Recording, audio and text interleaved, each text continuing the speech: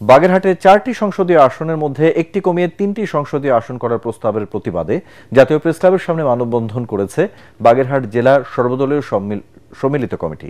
৪টি আসন বহাল রাখার দাবিতে নির্বাচন কমিশনের স্মারকলিপি জমা দেন বাগেরহাটের বাসিন্দারা। তাদের এ দাবি নির্বাচন কমিশন না মেনে নিলে লাগাতার কঠোর আন্দোলনের ঘোষণা দেন তারা। এর আগে গত ৩০শে জুলাই দুপুরে আসন্ন ত্রয়োদশ জাতীয় সংসদ নির্বাচনে বাগেরহাটের ৪টি আসনের মধ্যে একটি অংশ কমিয়ে জেলায় ৩টি আসন করার প্রাথমিক প্রস্তাব দেয় নির্বাচন কমিশন।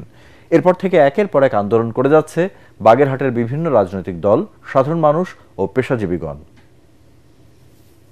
ইলেকশন কমিশনের টেকনিক্যাল কমিটি ওনারা একটি আসন বাদ দেওয়ার সুপারিশ করে জমা দিয়েছে নির্বাচন কমিশন অফিসে। আমরা এর তীব্র নিন্দা এবং প্রতিবাদ জানাচ্ছি এবং অনতিবিলম্বে আমাদের এই আসন পুনর্বহাল করার জন্য আমরা দাবি জানাচ্ছি। ওনারা আমাদের এই দাবি মেনে নেবেন।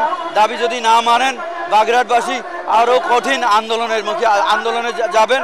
আমরা আমাদের দাবি আদায় না হওয়া পর্যন্ত আমরা ঘরে উঠব না।